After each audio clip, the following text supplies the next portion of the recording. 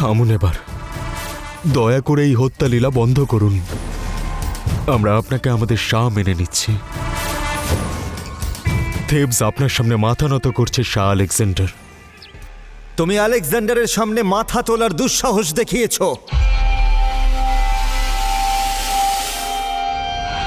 তোমার প্রজারা জানতো যে তুমি ভাবো আমি রাজা হবার যোগ্য নই।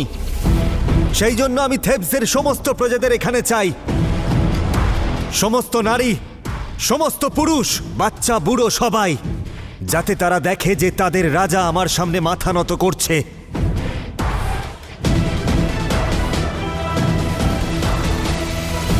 হুজুর, থেবস তো আপনার শক্তির সামনে মাথা নত করেই নিয়েছে। তাহলে এখানকার জনগণকে এখন এখানে নিয়ে এসে আর কি লাভ? পরামর্শ তখনই দাও যখন চাওয়া হয় ক্লেটাস, না হলে চুপ থেকে আদেশের পালন করতে শেখো।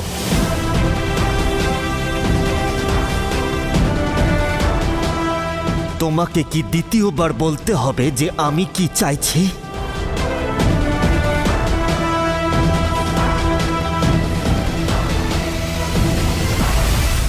রাজকুমার পুরুষোত্তমকে ধিক্কার জানাই। দেশদ্রোহী পুরুষোত্তমকে ধিক্কার জানাই। রাজকুমার পুরুষোত্তমকে ধিক্কার জানাই। দেশদ্রোহী পুরুষোত্তমকে ধিক্কার জানাই। রাজকুমার পুরুষোত্তমকে ধিক্কার জানাই। দেশদ্রোহী পুরুষোত্তমকে ধিক্কার জানাই। রাজকুমার পুরুষোত্তমকে ধিক্কার জানাই। দেশদ্রোহী পুরুষোত্তমকে ধিক্কার জানাই। রাজকুমার পুরুষোত্তমকে ধিক্কার জানাই। দেশদ্রোহী পুরুষোত্তমকে ধিক্কার জানাই। রাজকুমার পুরুষোত্তমকে ধিক্কার জানাই। দেশদ্রোহী পুরুষোত্তমকে ধিক্কার জানাই। রাজকুমার পুরুষোত্তমকে ধিক্কার জানাই। দেশদ্রোহী পুরুষোত্তমকে ধিক্কার জানাই। রাজকুমার পুরুষোত্তমকে ধিক্কার জানাই। দেশদ্রোহী পুরুষোত্তমকে ধিক্কার জানাই। রাজকুমার পুরুষোত্তমকে ধিক্কার জানাই। দেশদ্রোহী পুরুষোত্তমকে ধিক্কার জানাই।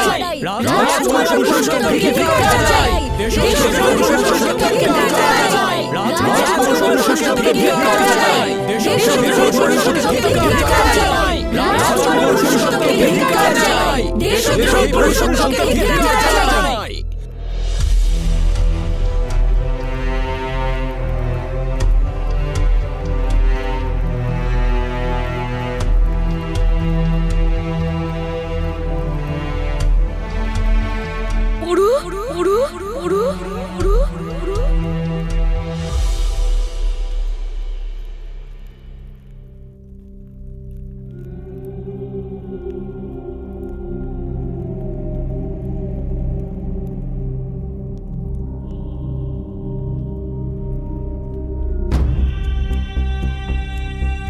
মা, মা, মা, মা, মা, মা,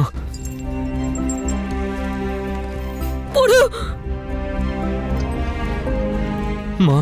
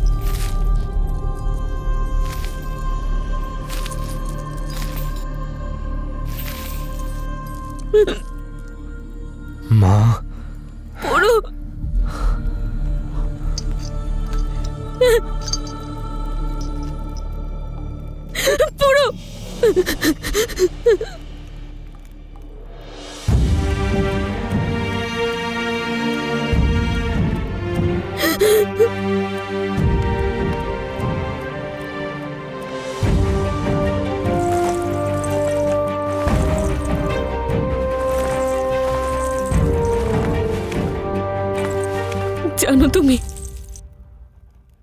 একজন মায়ের কাছে তার সন্তানকে কষ্টে দেখার চেয়েও বেশি কষ্ট কখনো হয় যখন মা অনুভব করতে পারে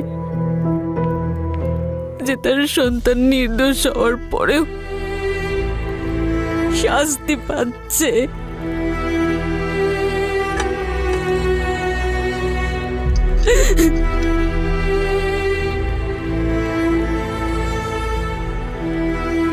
সন্তান যতই কষ্টে থাকুক না কেন, কিন্তু কখনোই মায়ের চোখে জল দেখতে পারে না।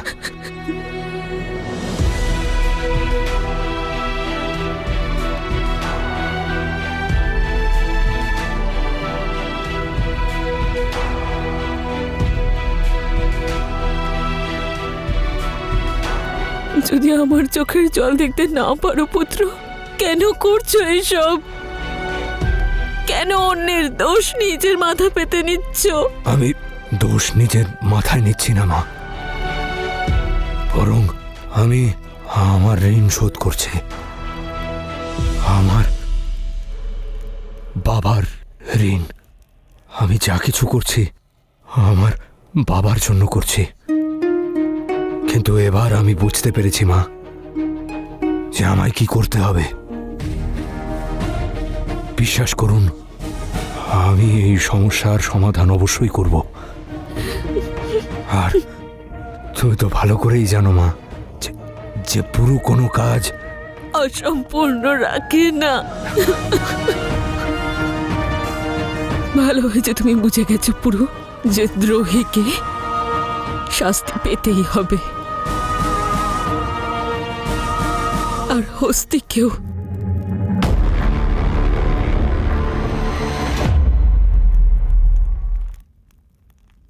কি ভাবছো?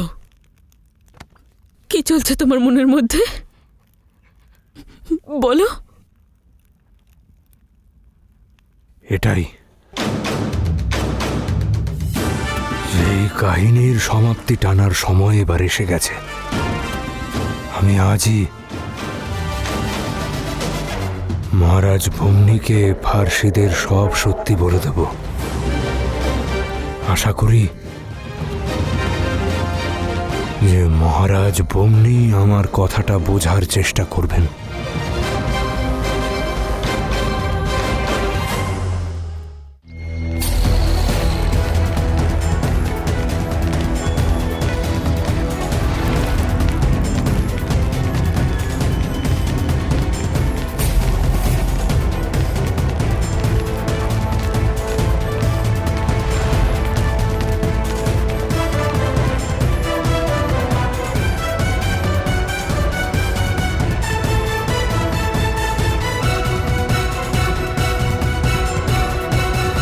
থেবসের প্রজারা, আমি হলাম আলেকজান্ডার, ম্যাসিডোনিয়ার শাহ।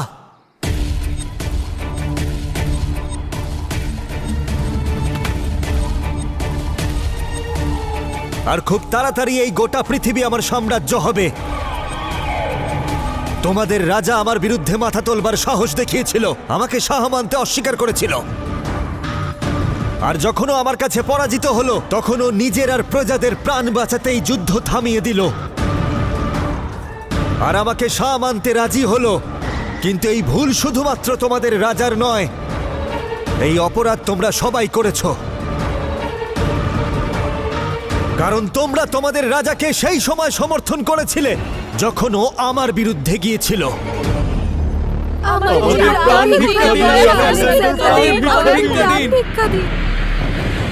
আমাদের স্ত্রী সন্তানদের প্রাণ ভিক্ষা দিন হুজুর।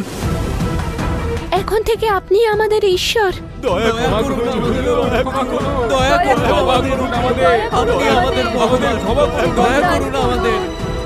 আমাদের ক্ষমা করে দিন হুজুর।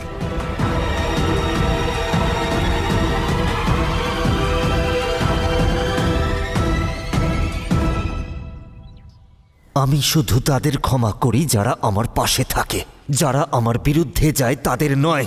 আমরা আপনাকে ঈশ্বর মেনে নিয়েছি, এখন আপনি আমাদের সব। আজ আমি দুনিয়ার সামনে সেই উদাহরণ তৈরি করব যেটা দেখার পর আর কেউ আমার সামনে মাথা তুলবে না। তোমাদের আলেকজান্ডারের বিরুদ্ধে যাওয়াটা গোটা দুনিয়ার জন্য একটা বার্তা ছিল। এখন তোমাদের পরিণতি আমার বার্তা হবে গোটা দুনিয়ার কাছে, যে যেখানে আলেকজান্ডার দাঁড়িয়ে থাকে সেখানে আর কেউ উঠে দাঁড়াতে সাহস করে না। দয়া করুন হুজুর, দয়া করুন, ক্ষমা করে দয়া দিন, করুন হুজুর, ক্ষমা করুন। দয়া করুন।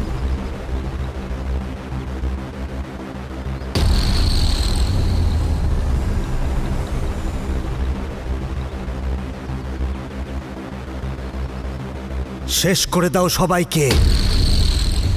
আমার বিরুদ্ধে যাবার ফল কি হয় সেই গল্প শোনানোর জন্য যেন কেউ বেঁচে না থাকে।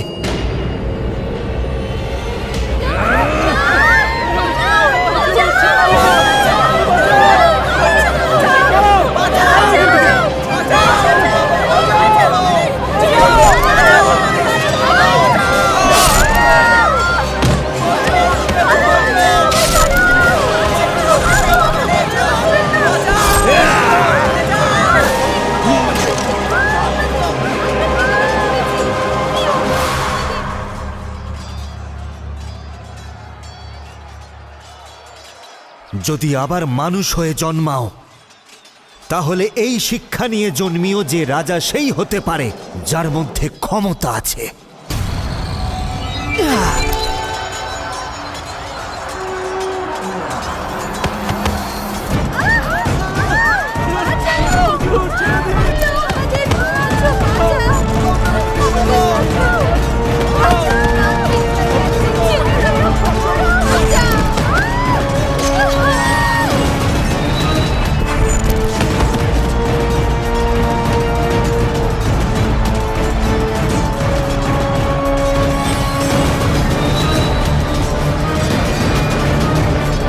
পুড়িয়ে ছাই করে দাও থেবসকে।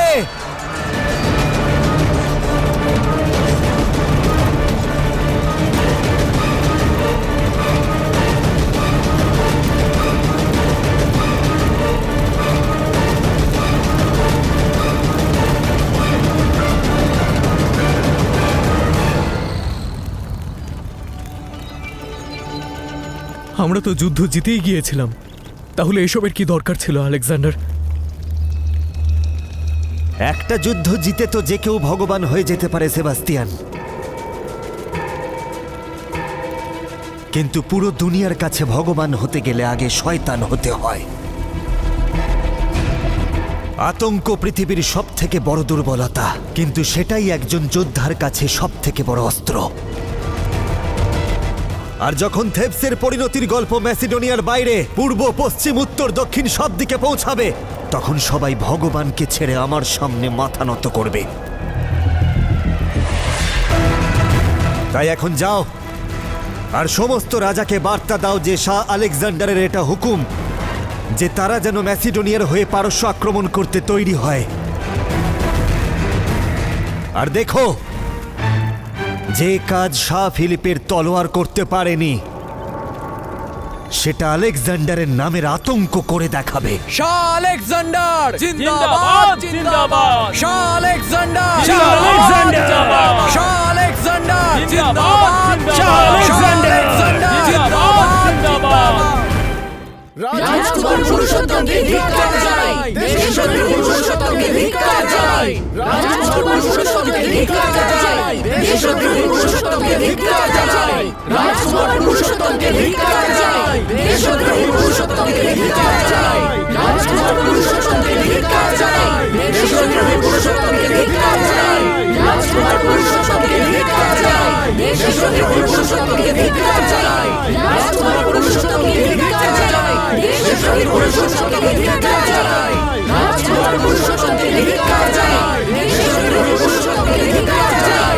রাজকুমার পুরুষোত্তমকে ধিক্কার জানাই, দেশের শত্রু পুরুষোত্তমকে ধিক্কার জানাই।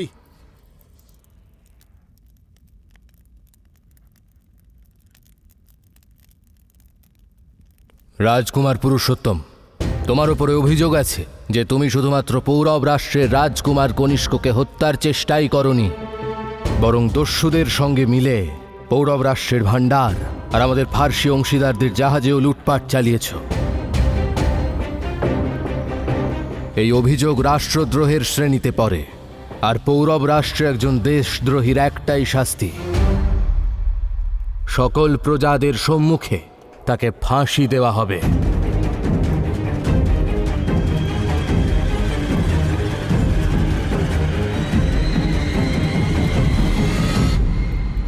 কিন্তু পৌরব রাষ্ট্রের একটা এমন নিয়মও আছে যে প্রতিটি অপরাধীকে নিজের আত্মপক্ষ সমর্থনের একটা সুযোগ অবশ্যই দেওয়া হয়। তাই আমিও তোমাকে একটা সুযোগ দিতে চাই নিজেকে নির্দোষ প্রমাণ করার। বলো, তুমি কি এই অভিযোগ স্বীকার করছো? না মহারাজ, আমি দেশদ্রোহের অভিযোগ স্বীকার করলাম না।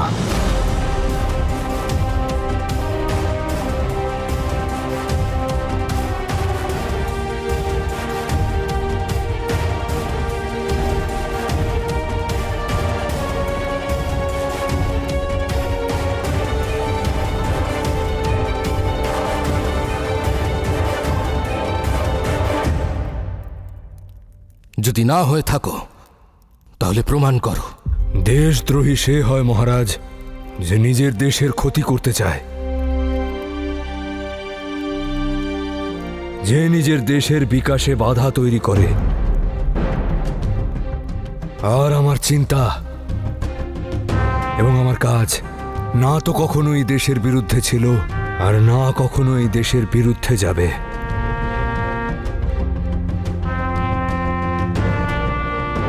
আমি আশা করি মহারাজ যে আজ আপনি আমার বলা প্রতিটা কথা বিশ্বাস করবেন।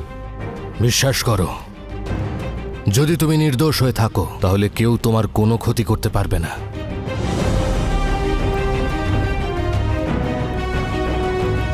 কিন্তু তার আগে তোমাকে নিজেকে নির্দোষ প্রমাণ করতে হবে। এই সময়টা প্রমাণ করার নয় মহারাজ, বরং বোঝার। যা ঘটে তার পেছনে কারণ অবশ্যই থাকে।